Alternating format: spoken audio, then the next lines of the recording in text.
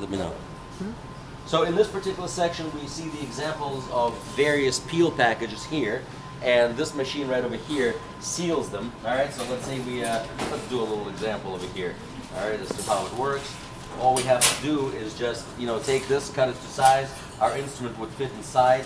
And one thing that you need to understand about these instruments is that they have to be able to go into the package open. This is obviously closed, all right? But the fit cannot be quite so tight, because if what's being sterilized in high temperature, this particular thing is going to expand and pop the side seals. We can't have that. So package can't be too small, it can't be too large, because if it's too large, these things are allowed to bounce in and out of there, all right? And when that does, it can tear and compromise the package.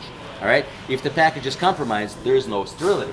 So in this particular case, we can take this guy right over here, put it in, and by the way, right over here we also have an example of a chemical indicator that we can put inside the pack. All right. So inside the package, it'll tell us whether it's been exposed to sterilant or not. We take this guy right over here, run it through our machine, and voila! Right there, a new heat seal has been formed, but in such a way that if we ever get to the OR, we can actually just open it up without touching the inside of the package. All right? Well, and this guy is supposed to tear the right way. We can just dump it out over here onto a sterile field, this not being a sterile field. Okay, so this package will do everything that we need it to do.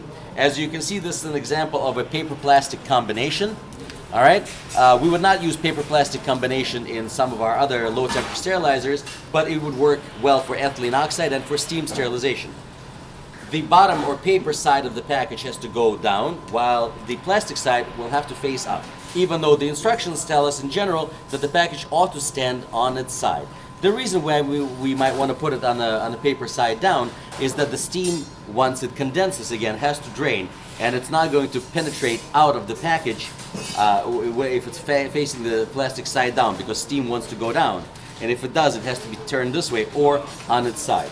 In general, we like to keep things on its side so they can drain, all right? And once we get to the high temperature sterilization area, we'll talk more about it this way. Let's continue on.